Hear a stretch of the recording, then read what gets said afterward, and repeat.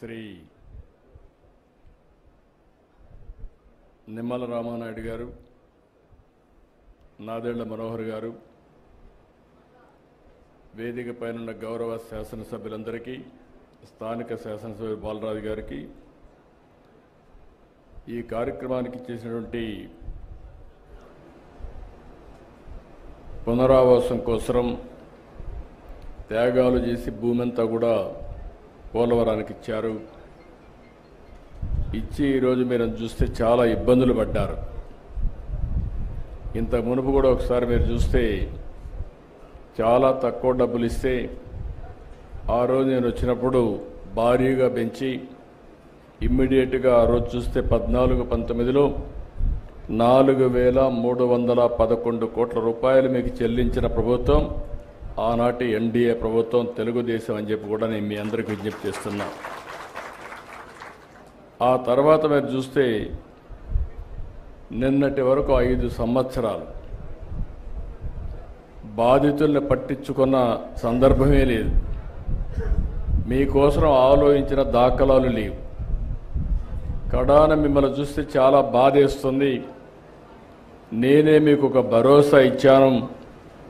దానికి కూడా కారణం మీరు చూస్తే 7 మండలాలు తెలంగాణలో ఉండే మండలాలు విభజన జరిగిన తర్వాత మొట్టమొదటిసారిగా ప్రధానమంత్రి గారితో మాట్లాడి ఈ పోలవరం ప్రాజెక్టు పూర్తి కావాలంటే 7 మండలాలు ఆంధ్రప్రదేశ్కి ఇస్తే తప్ప సాధ్యం కాదని ఒప్పించి ఆ రోజు ఈ మండలాలు తీసుకొచ్చావు. అది నాకు ఒక నైతిక బాధ్యత అని చెప్పి కూడా నేను మీకు తెలియజేస్తున్నా.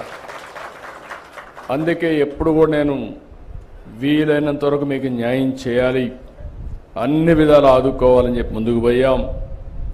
ఈరోజు కూడా ఈ ప్రభుత్వం వచ్చిన తర్వాత 828 కోట్ల రూపాయలు మీ అకౌంట్లో వేసామంటే అది మాకుండే మీ మీద ప్రేమ, కమిట్మెంట్ అని చెప్పి కూడా నేను మీకు తెలియజేస్తున్నా. నాయకులు చాలా విషయాలు చెప్తూ ఉంటారు. ఫ్రీగా వచ్చింది కాబట్టి ఆ రోజు మీరు చూస్తే అపోజిషన్లో ఉన్నాడు కాబట్టి 10 లక్షలు ఇస్తామని అనౌన్స్ చేసి వెళ్ళిపోయాడు. ఇచ్చాడా నేను అడుగుతున్నా? 5 ఏళ్ళు ఒక పైసా ఇచ్చాడా అని అడుగుతున్నా? వరదలు వస్తే మిమ్మల్ని చూశారా అని అడుగుతున్నా? మీకు వరదలు వస్తే ఎన్టీఆర్ మెమోరియల్ ట్రస్ట్ ద్వారా కాస్తో కోస్తో డబ్బులు మొబిలైజ్ చేసి ఆ రోజు నెహ్రూ కూడా ఇక్కడే ఉన్నాడు.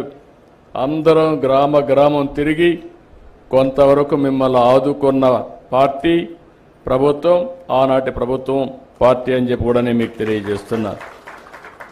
అయితే రేపు మళ్ళా వచ్చి మీకు చెప్పచ్చు ఏదో చేసేస్తానని. ఏమీ చేసేటి ఏమి ఉండవు.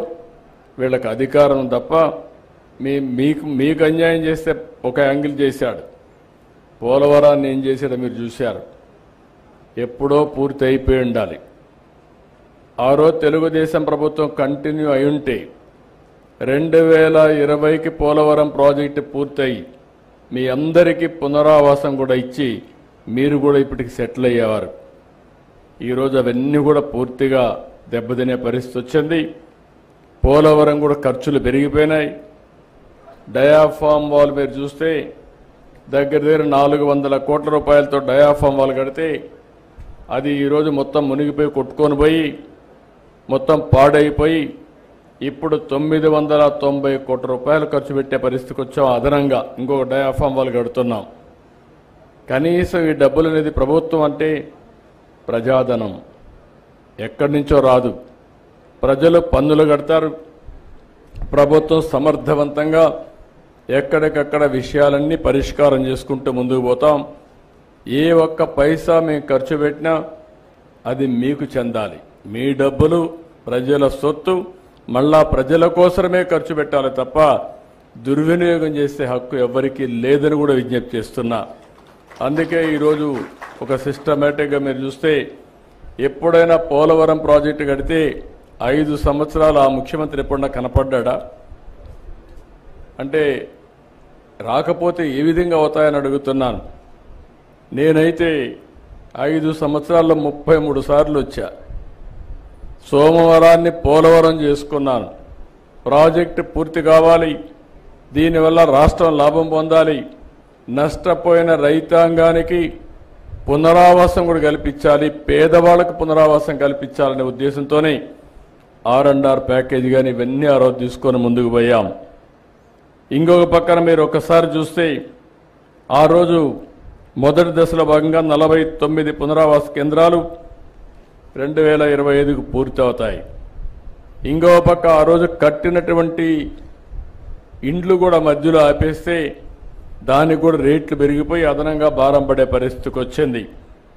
ఏదేమైనా 49 గ్రామాలు ఉన్నాయి, 17,717 పీడిఎఫ్లు ఉన్నాయి. ఇవన్నీ కూడా ఎంత తొందరగా వీలైతే అంత తొందరగా చేయడానికి ముందుకు పోతాం. ఇప్పుడే మిత్రులు ఒక విషయం చెప్పారు, కొంతమంది పేర్లు కూడా డిలీట్ అయినాయి, బయట పోతే అవన్నీ కూడా ఇవ్వడం లేదని చెప్పి అడ్మినిస్ట్రేషన్కి చాలా స్పష్టంగా ఆదేశాలు ఇస్తున్నా. జెన్యూన్గా ఉండే ప్రతి ఒక్క పైసా కూడా మీకు పే చేస్తాం, ఎక్కడ దానికి అనుమానం అవసరం లేదు.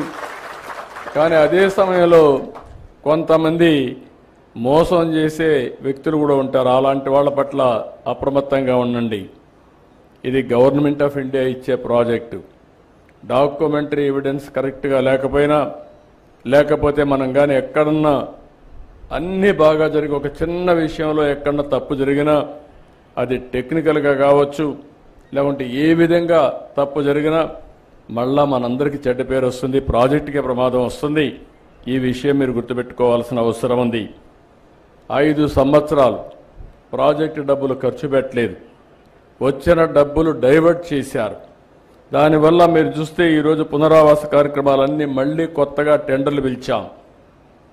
ఈరోజు సిమెంట్ రేటు పెరిగింది, ఖర్చులు పెరిగాయి, ఎప్పటికప్పుడు ఇన్ఫ్లేషన్ ఉంటుంది.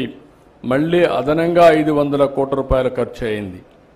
అంటే ప్రాజెక్టు వల్ల సకాలంలో పూర్తి అయి ఉంటే మీరు కూడా జీవితాల్లో సెటిల్ అయ్యేవారు.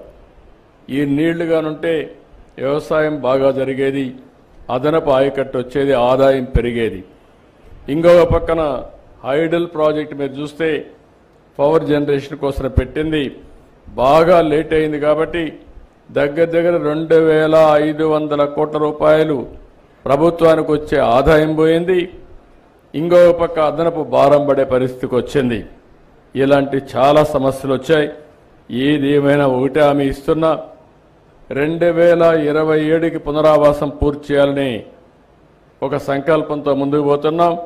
కానీ వీలైతే ప్రాజెక్టు నీళ్లు వదిలిపెట్టే ముందే మీ అందరికీ పునరావాసం ఇచ్చి తర్వాత ప్రాజెక్టు నీళ్లు వదిలిపెడతామని చెప్పి కూడా నేను మీకు తెలియజేస్తున్నా.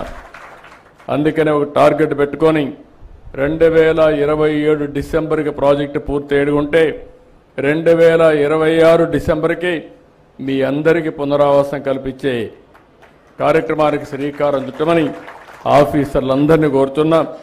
వాళ్ళకు కావాల్సిన స్టాఫ్ ఇస్తాం, మనుషులు ఇస్తాం. కలెక్టర్స్ ఇక్కడే ఉన్నారు, సెక్రటరీ గారు ఇక్కడే ఉన్నారు. వారికి ఒకటే ఆదేశాలు ఇస్తున్నా, ఎక్కడ కూడా ఒక్క వ్యక్తి కూడా మిస్ కావడానికి వీలు లేదు. రెండోది, ఎక్కడా ఒక్క రూపాయి కూడా దుర్వినియోగం కావడానికి వీలు లేదు.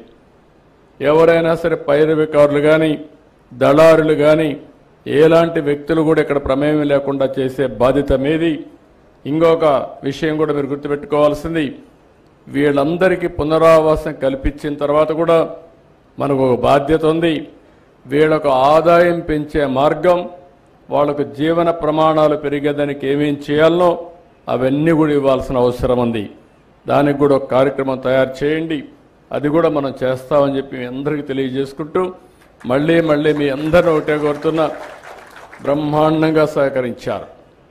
ఇది ఒక చరిత్ర. పోలవరం ప్రాజెక్టు పెద్ద ఆంధ్రప్రదేశ్ రాష్ట్రానికే జీవనాడి. ఈ ప్రాజెక్టు పూర్తి చేసుకోగలిగితే రాష్ట్రం బాగుపడుతుంది. దానికి త్యాగం చేసిన మీకు కూడా న్యాయం చేయాల్సిన బాధ్యత ప్రభుత్వం పైన ఉందని మరొక్కసారి మీకు తెలియజేసుకుంటూ మళ్ళీ మిమ్మల్ని అందరినీ కోరుతున్నా, మీరు ఏమి ధైర్యంగా ఉండండి. మీ ప్రభుత్వం వచ్చింది, మన ప్రభుత్వం వచ్చింది, ఎన్డీఏ ప్రభుత్వం ఉంది, అన్ని న్యాయం చేసే బాధ్యత మేము తీసుకుంటామని మరొక్కసారి హామీ ఇస్తూ, నేను మా ఆడబిడ్డను చూశాను, చాలా బాగా మాట్లాడింది. మనస్ఫూర్తిగా అభినందనలు. అందరూ మారిగా మాట్లాడేది నేర్చుకోవాలి. మంచిని మంచిగా మీరు చెప్తే మంచి ఇంకా ఎక్కువ జరుగుతుంది. అట్లా కాకుండా మంచి చేసిన వాళ్ళకి సహకరించకపోయినా అది తప్పే అవుతుంది. ఆ విషయం మీరు గుర్తుపెట్టుకోవాలి. కృతజ్ఞత అనేది మన సాంప్రదాయం, మన వారసత్వం కూడా. ఈరోజు మీరు చూస్తే ఏ ప్రభుత్వం కూడా 5 ఏళ్లు పరిపాలించిన ప్రభుత్వం ఒక్క పైసా ఇవ్వకపోతే వచ్చిన 9 నెలల్లో ప్రాజెక్టు కట్టడమే కాదు, పునరావాసం చేయాలి, బాధితులను ఆదుకోవాలని 828.25 కోట్లు ఎక్కడ ఒక్క పైసా అవినీతి లేకుండా, దళారీ వ్యవస్థ లేకుండా మీ అకౌంట్లో డబ్బులు వేసిన ప్రభుత్వం ఈ ప్రభుత్వం అని చెప్పి నేను మీకు తెలియజేస్తున్నా. ఇది ఎల్లప్పుడూ కూడా మీరు గుర్తుపెట్టుకోవాల్సిన అవసరం ఉంది. ఇప్పుడు దళారులు లేరు, మధ్యవర్తులు లేరు, దొంగలు లేరు, మోసాలు చేసేవాళ్ళు లేరు, మాయ మాటలు చెప్పేవాళ్ళు అసలే లేరు. చేసే పని చెప్తాం, చేసి చెప్పడమే కాకుండా చేసి చూపిస్తామని మరొక్కసారి మీ అందరికీ హామీ ఇస్తూ, ఈరోజు గిరిజనులు ఉన్నారు ఇక్కడ. ఎక్కువ త్యాగం చేసింది గిరిజనులే త్యాగం చేశారు. నిన్న కూడా నేను సమీక్ష చేస్తే మైదానంలో ఉండే వాళ్ళకంటే ఎక్కువ ఆదాయం పెరిగింది నేను వచ్చిన తర్వాత. ఎవరికి పెరిగిందంటే ఈ గిరిజనులకే పెరిగింది. పాడేరు కానీ, అరకు కానీ మొత్తం కూడా అన్ని ప్రాంతాల వాళ్ళకి న్యాయం జరిగింది. మొన్నే ఒక మాట చెప్పాను, ఇండ్లు కట్టే కార్యక్రమంలో కూడా గిరిజనులందరికీ 75,000 రూపాయలు అదనంగా ఇచ్చి మీకు ఇండ్లు కట్టించే బాధ్యత తీసుకున్నాం. ఇది మాకు మీ పట్లుండే అభిమానం, ప్రత్యేకమైన శ్రద్ధ అని చెప్పి కూడా నేను మీకు తెలియజేసుకుంటూ మరొకసారి ప్రతి ఒక్క గిరిజనులుగా విజ్ఞప్తి చేస్తున్నా, ఈ ప్రభుత్వం మీ ప్రభుత్వం, తప్పకుండా ఆదుకుంటాం. ఐటీడీఏ ప్రాజెక్టులున్నాయి. ఇంకో పక్క ఈ పోలవరం ప్రాజెక్టు పునరావాసం ఏదైతే ఉందో బాధితులు ఉన్నారో మీ మీద ప్రత్యేకమైన శ్రద్ధ పెడతామని మరీ చెప్తూ అందరికీ నమస్కారాలు, ధన్యవాదాలు. Thank you. నమస్కారం.